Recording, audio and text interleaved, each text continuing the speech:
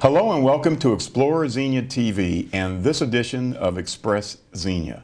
I'm your host, Lee Warren, and this is a program about news, views, and information with and around the City of Xenia and with leaders from the City of Xenia. Today I'm being joined by Mr. Joe Bates, who is the Water Treatment Plant Supervisor for the City of Xenia. How you doing, Joe? Very good, thank you. Good. You know, Joe, Xenia's water treatment plant plays a very vital role in providing citizens with safe, clean, and healthy water to drink.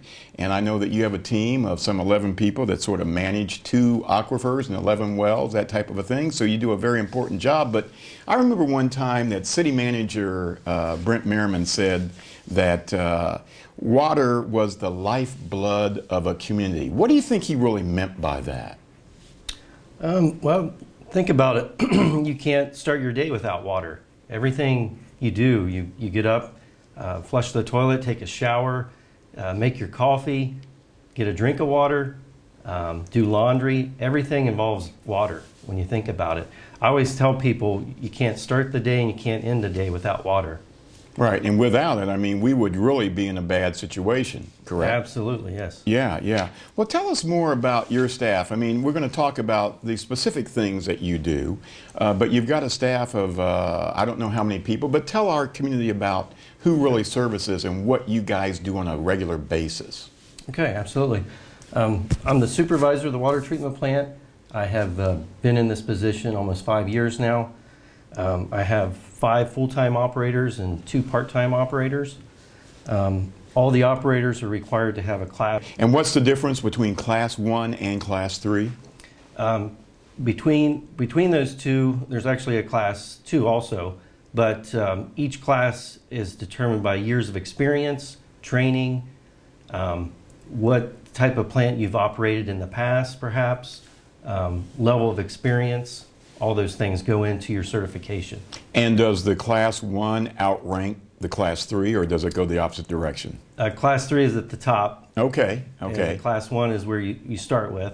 And you can even go up to a Class 4, which I'm currently working on. Okay, and no matter what, anyone that works at the City of Xenia water treatment plant has one of these classifications to be able to work there. They're certified. That's correct. If you get hired on at entry level, you have 2 years to get a Class 1 license. Okay, and why is that important? Well, it just means that you've had the training, you've had the experience to manage a water treatment plant, which is very serious. You're talking about water that people use and put into their bodies, so it's a very serious job. Right, you have to make sure that it is, as I said at the top of the show, clean and healthy and safe, and that's what these certifications do, because you want to deliver the best quality water to the citizens of the City of Xenia and in surrounding areas as well, correct? Absolutely, and you need quality people to have quality water. There you go. These plants don't operate themselves. Right. Well, you know, that's a good segue actually into my next question. You know, I like to sort of break it down to just a general type of a thought, you know, but as kids, sometimes we get to take tours and things like that in elementary schools. Joe, what I want you to do for our audience is to pretend that we're on a school tour and to see, you know, what really goes into getting the water from the wells, of which we have 11, to the faucets, to the citizens in the City of Xenia. Just sort of walk us through that process so that we understand how we actually get the water, because a lot of people don't know that. Sure. Yeah, a lot of people, when you say, where is your water source, they think you just go into the kitchen and turn on the faucet, and that's your water source. But in Xenia, your water source is, like Lee said, 11 wells we have in 2 well fields. They're north of town. They're at the confluence of the Little Miami River and the Massey Creek. Those 11 wells can produce up to 8 to 10 million gallons. They're rated. The plant itself is rated 8 million, but of course the source determines that. Typically on an average day we produce 3 million gallons of water. That's the demand that the city has. That's residents, that's business, agriculture, farming, whoever uses water. Okay. Also Central State, we supply Central State with water. Okay. So we're looking at a population of roughly 29,000 people that rely on this water. But from the wells, typically we'll run 4 wells while we're running the plant. The plant typically runs about 16, 18 hours a day. It doesn't run all day long. That gives us time to do preventive and predictive maintenance on the equipment, and make repairs, or sometimes we service and clean the wells. We'll repair pumps, do typical maintenance. But from the wells, the water gets pumped to the treatment plant. It goes through aeration. It's a really simple process. With aeration, it oxidizes the iron and manganese. That's primarily what the treatment plant is designed to treat, iron and manganese. It releases any sulfides. Sometimes you get taste and odor from well water. So we're trying to eliminate those undesirable qualities. So you're trying to really sort of clean it, purify it before it gets to the end user, right? Exactly. And that's just the beginning of the process, though. I think we've got some video footage where we show that. Yes. We might be looking at some of that here real soon. But it goes through that process, and once that you get it to that point, what happens? So after aeration, it goes to filtration. And filtration is simply, it's 4 filters at the plant. The water goes down through the filters, through anthracite, coal, and at the bottom of the filter is sand. So it will capture any sediments or that iron and manganese, the minerals that you do not want in your drinking water. From there, it goes into a clear well, and then after that we simply add chlorine, sodium hypochlorite, to disinfect the water. And we also add another chemical for corrosion control. Okay. And then we send it off to the distribution. But now these chemicals that are doing that obviously are not harmful for human intake, correct? Not at all, no. No, it's basically, we're safeguarding the drinking water with the chlorine. Okay. Chlorine allows for a residual of chlorine, so when it meets its demand of killing any bacteria or pathogens in the water, then there's a residual left, and that's the benefit of chlorine, that it keeps working. And so, yeah, chlorine has been around for 100 years and has saved many lives. Right, right, yeah. Okay. Now, you know, you've always heard when you are a younger person or a kid going on one of these tours about fluoride and things of that nature. Do you put fluoride into the water here as well, or no? We do not add fluoride in the City of Xenia's water. We do not, no. Okay. After it comes through that process of where it's in that well where it has been sort of, you know, with the chloride and that type of thing, what happens from that process, again, to ultimately get to the faucets? Where are we in the process now? We're pumping out to the distribution system from the water plant. Okay. And so the distribution system is all the pipes buried in the ground. You don't see those. Mainly what you see as part of the distribution system is the water towers, the elevated water towers, which just got painted. We got all our towers painted recently, so we're investing a lot in our infrastructure and maintaining that. And the pumps are new pumps that are actually in the plant, right, that are pumping that water that's been purified, if you will, out to the water towers? Is that what's happening? Yes. To the customer, to the water towers. Ultimately, the water towers act as holding tanks, storage, elevated, which gives us pressure. The whole idea of elevating the water is to develop a pressure. Most people like 50, 60 psi in their shower, and that's where you notice it most. When you're lacking pressure, or certain systems require a certain amount of pressure. And it also allows for volume. If there was ever a fire within the city, we have that storage and capacity that if the plant, say, was offline, we still have a reserve out in the system. And we have about a 2-day reserve. We use 3 million a day. We have about 6 million elevated in the air at any given time. So you've got 9 million in the various tanks, the water tanks that you have around the city of, again, which you have how many of those?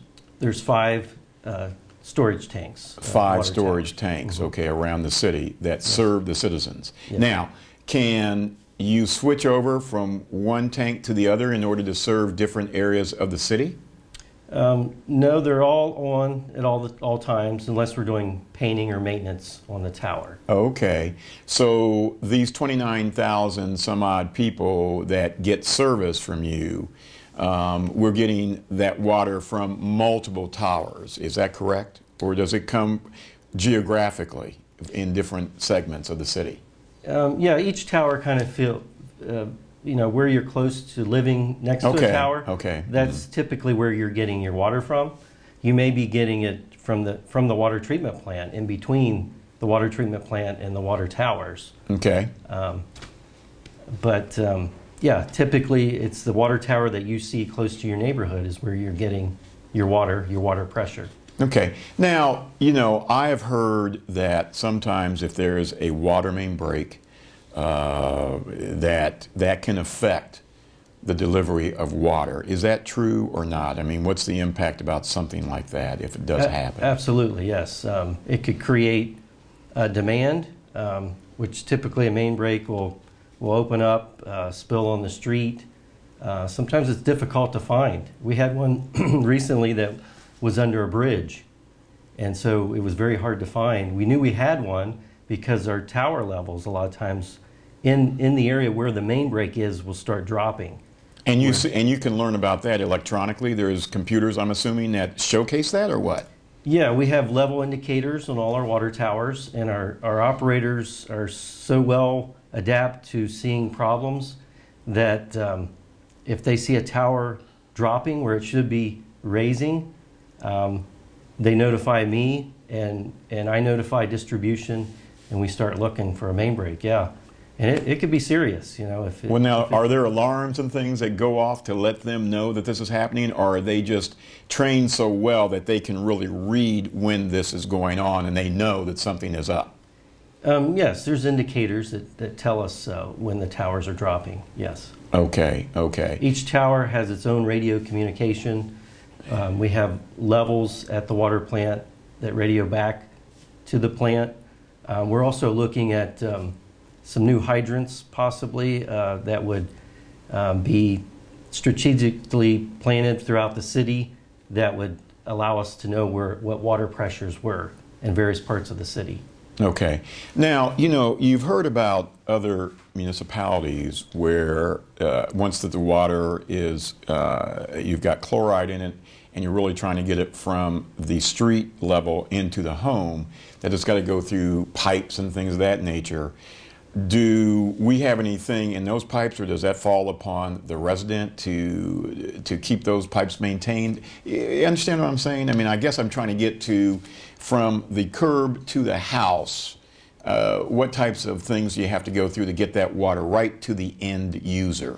Okay, yeah. Yeah, there's mains in the street, larger mains, anywhere from 4, 10, 12, 16-inch mains. And then off those mains branch the service line that connects to the house. And there's a curb stop where the valve you could valve that off and shut it off. Also in line with that is the meter, which is how we bill each customer. And then, then it enters each house, and then you have your household plumbing within your house.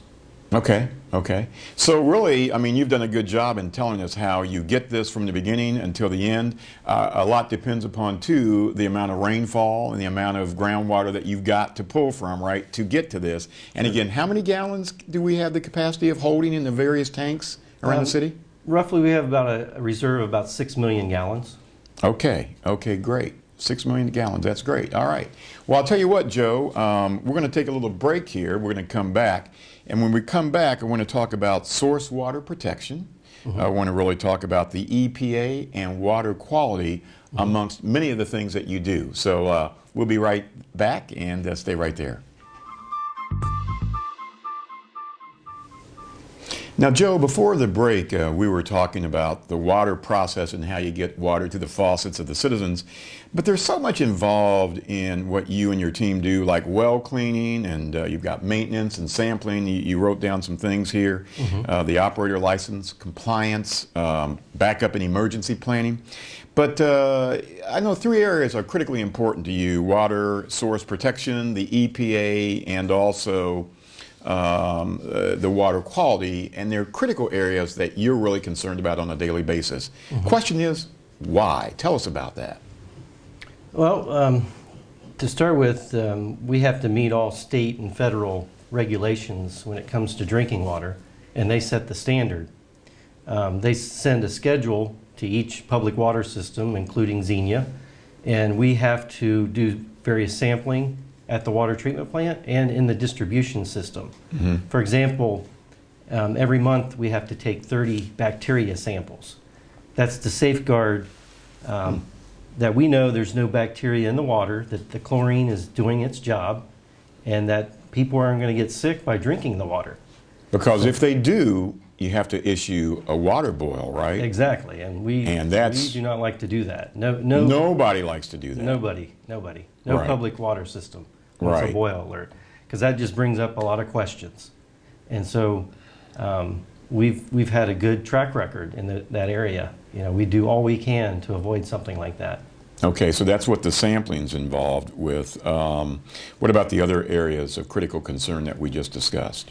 Well, with source water protection, basically that's a management plan, and it's been in effect long before I got here.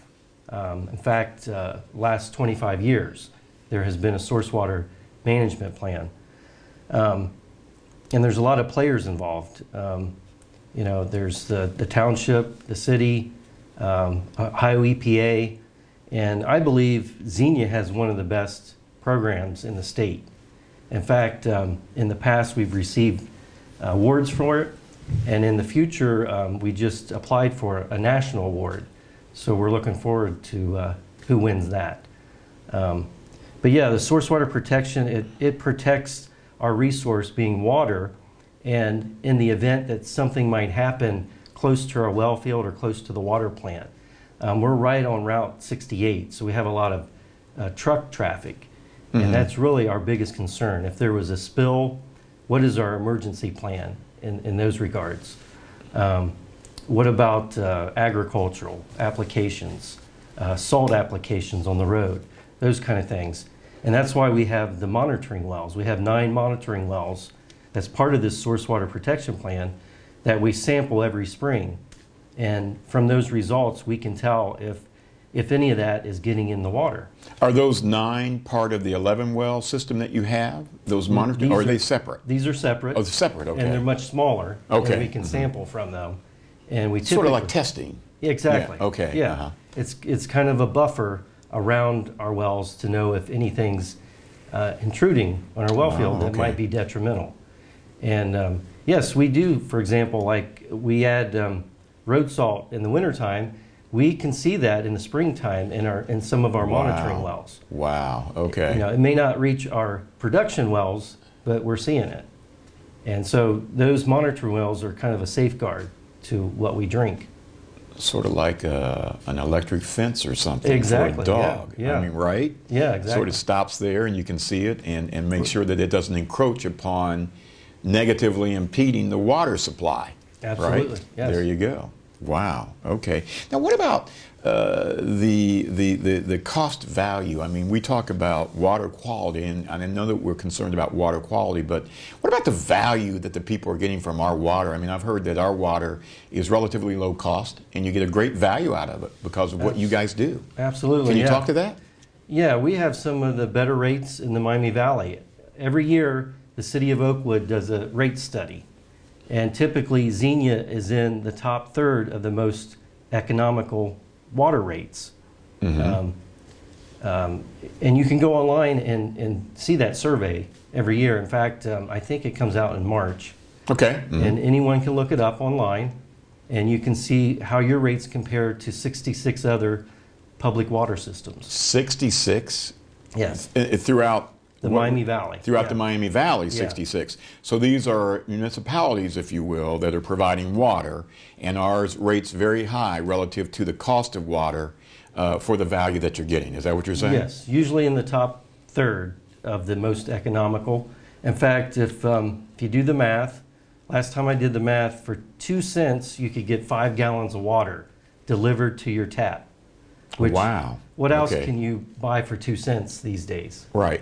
Well, now I know that you and I talked off camera about water tasting different from municipality to other cities and things of that nature. Is that possible? I mean, based upon how you treat water compared to, let's say, another city that might be Kettering or whomever, is it possible for the water to taste differently? Absolutely, yeah, and that's why we treat it. If you've ever had a well, if you lived on a farm perhaps and you had your own well, and the taste and the smell of it wasn't quite right, you know, that's why we treat it at the water treatment plant. And we've had taste tests in the past. Okay. And what's interesting is we've had like bottled water, we've had Montgomery County Green County water, Xenia water, and people would taste it, and I would say, which one do you like? And typically they like the water that they're used to. If they have a well and it doesn't have chlorine in it, and they taste the City of Xenia's water, which has chlorine in it, they're going to notice that. If they drink all bottled water, typically they like bottled water, you know. So it's also an issue of acquired taste. Exactly. Right, yes. you get adjusted to it and just go from there. Yes. I got you. Well, now, one of the things I know about you, I don't know if I'm allowed to tell this secret to our audience or not, but I know that you do a lot of training. You go to national conferences in order to keep your skill sets up to snuff relative to delivery of water service here in Xenia. I also know that you're heavily involved in a few of these national organizations from a board member standpoint. Also, you are a mascot, I understand? I have done that, yes. You have done that type of thing in the past. Why is it so important that you go to these training seminars on a regular basis? I mean, what's the importance of that?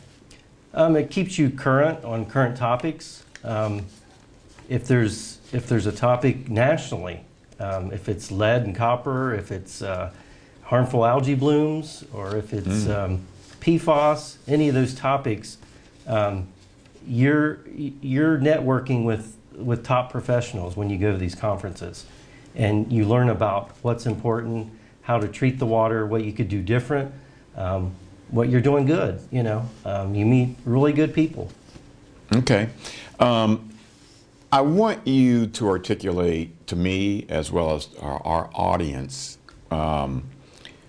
why the community really just needs to appreciate everything that you do on a regular basis and a daily basis to deliver this water to them.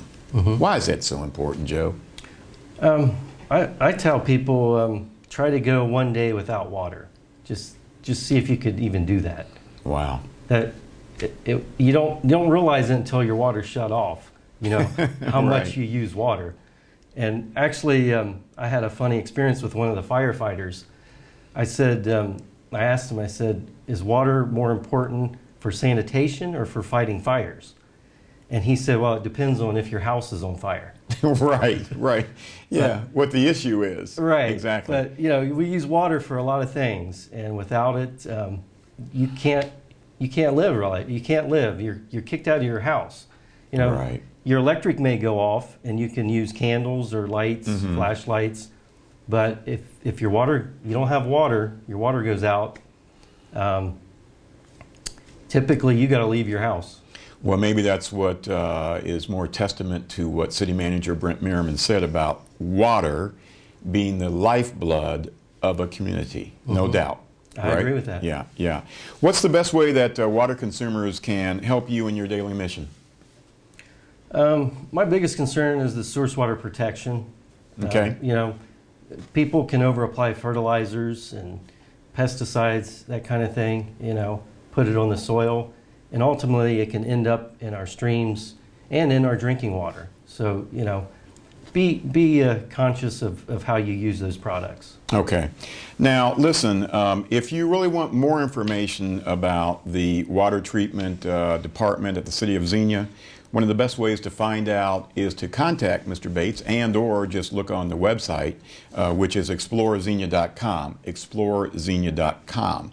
I'd like to really thank you today, Joe, for you and your team's public service to our citizens and to helping direct safe, purified, clean water to the Xenia community overall. We really appreciate the hard work that you do.